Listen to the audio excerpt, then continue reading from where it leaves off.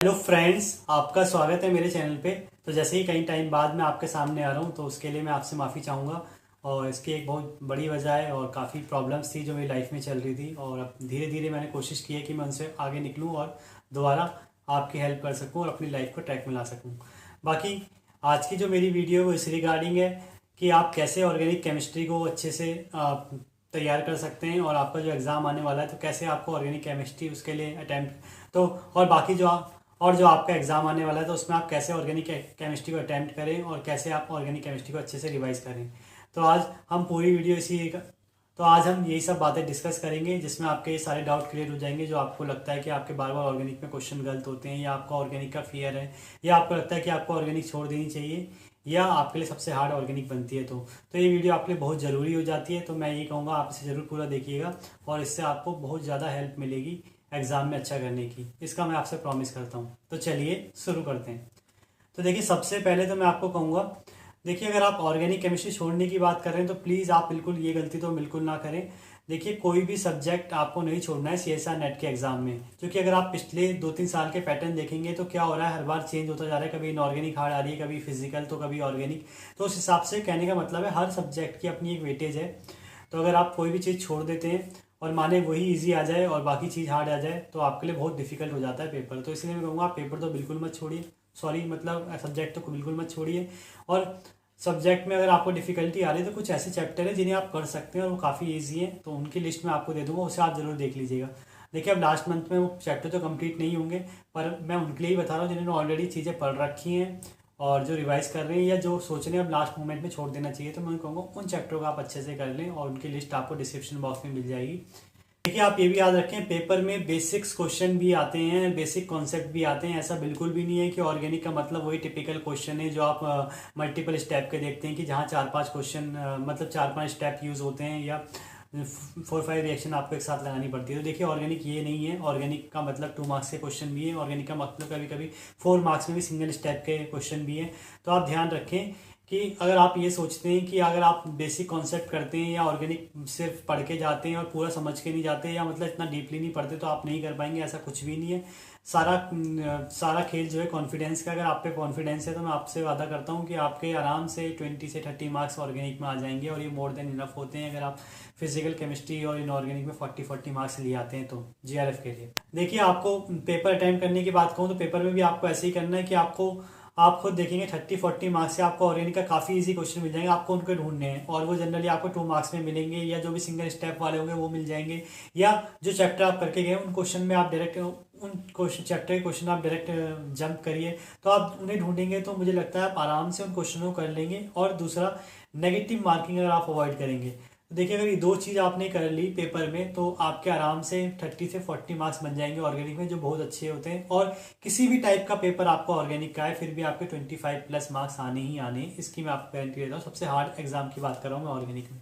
तो इसीलिए आप ये 2 चीज़ पेपर में अच्छे से करिए। एक तो आप क्वेश्चन अच्छे से ढूंढिएगा जो भी बेसिक क्वेश्चन है। सेकंड, आप नेगेटिव मार्किंग को अवॉइड करिएगा, मतलब तुक्के थोड़े कम मारिएगा। प्रैक्टिस की बात करते हैं कि प्रैक्टिस कहाँ से करनी चाहिए। तो देखिए, प्रैक्टिस अगर आपने ऑलरेडी असाइनमेंट किए हैं या कहीं से ही पढ़ा है तो बहुत मोर देन इनफ है। बाकी आप किसी बुक में मत जाएं, और अगर आपको फिर भी कुछ देखना है तो आप प्रीवियस ईयर क्वेश्चन देख लें और रिसेंट वाले ज़्यादा देखें। और रिसेंट वाले में भी आपको मैं यही कहूँगा कि आप पहले सिंगल स्टेप वाले 2 मार्क्स वाले जो जल्दी ईजिली हो जा रहे हैं उन्हें देखें, ताकि आपको एक कॉन्फिडेंस मिले कि हाँ, मतलब ऑर्गेनिक में भी ऐसे क्वेश्चन आते हैं जिन्हें सॉल्व किए जा सकते हैं, जिनसे मार्क्स लाए जा सकते हैं। मतलब जनरली क्या होता है कि आप क्या करते हैं, आप सिर्फ वो बड़े बड़े क्वेश्चन देखते हैं जो अब क्वेश्चन इतने बड़े होते हैं कि पूरा एक पेज उसमें घिर जाता है और आपको लगता है कि इतने बड़े क्वेश्चन आएंगे तो कैसे होंगी चीज़ें। बाकी कभी कभी होता है वो क्वेश्चन भी काफ़ी ईजी होते हैं, उनमें एक स्टेप करना होता है बस। पर ठीक है, फिर भी मैं कहता हूँ उसे चलो अवॉइड करिए। मल्टीपल स्टेप्स उसके हार्ड हो सकते हैं, या वो स्टेप भी आपको नहीं आता हो, या आप क्वेश्चन देख के ही घबरा जाते हैं। पर हाँ, फिर भी ऐसे क्वेश्चन जरूर आपको मिल जाएंगे और बहुत अच्छे मार्क्स के मिल जाएंगे जिसमें सिंगल स्टेप में चीज़ें होती हैं और काफ़ी इजी और बेसिक्स कॉन्सेप्ट इन्वॉल्व होते हैं। तो आप उनकी प्रैक्टिस कर सकते हैं ताकि कॉन्फिडेंस आपके मन में बना रहे और आपने जो भी पढ़ा उसका रिवाइज भी आपका अच्छे से हो सके। क्वेश्चन है, देखिए नेगेटिव मार्किंग जब मैं अवॉइड करने की बात करता हूँ तो अवॉइड में कहता हूँ मैक्सिमम केस में गलती कहाँ होती है, स्टीरियो केमिस्ट्री में। तो मैं आपको ये कहूँगा, अगर आपकी गलती बार बार स्टीरियो केमिस्ट्री में होती है, आप दोबारा देख लीजिएगा। आप जब टेस्ट सीरीज देते हैं या क्वेश्चंस करते हैं प्रैक्टिस क्वेश्चन, तो तब आप देख लीजिएगा अगर आपकी गलती भी वही हो रही है जो मेरे को ज़्यादातर दिखाई देती है स्टीरियो केमिस्ट्री में, मतलब लास्ट स्टेप या आपका, या मतलब दो ऑप्शन में आप कंफ्यूज हो जाते हैं कि एक ऑप्शन में मानो आपने अबव द प्लेन कर दिया, आंसर बिलो द प्लेन, हाँ फाइनल आंसर में। तो मैं कहूँगा ऐसे क्वेश्चन आप एग्जाम में अवॉइड करें और वहाँ पे आपकी नेगेटिव मार्किंग से बचें।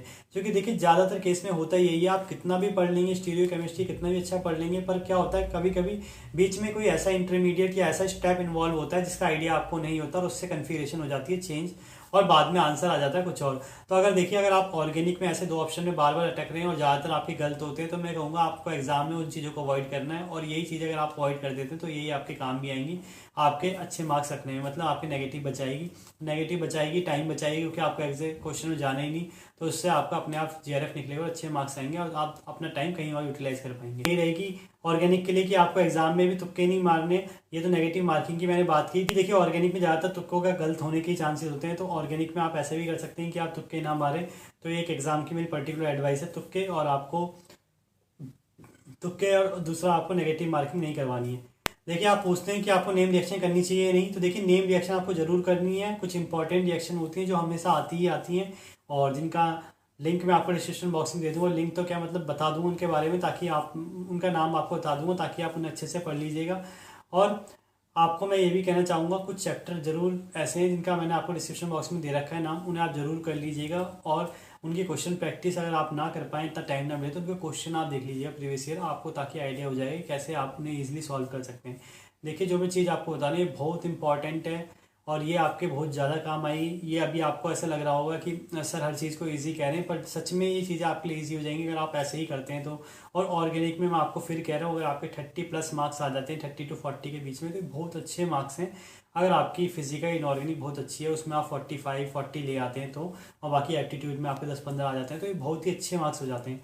तो इसलिए मैं कहूँगा देखिए आपके पास नेट की सबसे अच्छी बात यह है कि ऑप्शंस ज़्यादा हैं, यानी क्वेश्चंस, नंबर ऑफ क्वेश्चन ज़्यादा हैं, और आप पे ऑप्शंस हैं कि आप किस क्वेश्चन को करें किसको नहीं करें। तो इसमें आपको बस यही डिसाइड करना है कि जो आपने पढ़ा है आप उस टाइप के क्वेश्चन ढूंढ पा रहे हैं या नहीं, और अगर आप उन्हें ढूंढ पा रहे हैं तो उन्हें भी आप सही कर पा रहे हैं या नहीं। तो अगर आप ये दोनों चीज़ें ध्यान रखेंगे तो आपके एग्जाम में किसी भी सब्जेक्ट में हो, चाहे वो ऑर्गेनिक, फिजिकल, इनऑर्गेनिक, सब में अच्छे मार्क्स आएंगे। बाकी कुछ लोगों को फिजिकल में भी प्रॉब्लम होती है, उसके लिए भी मैं वीडियो लाऊंगा और वो बात भी मैं डिस्कस करूंगा, ताकि आपको आइडिया लग सके कि आपको फिजिकल कैसे अटेम्प्ट करनी है। तो आई होप आपको ये वीडियो अच्छी लगी होगी, और बाकी कुछ भी डाउट हो आपके मन में तो आप कमेंट बॉक्स में कमेंट कर सकते हैं या मुझे मेल कर सकते हैं। Thank you.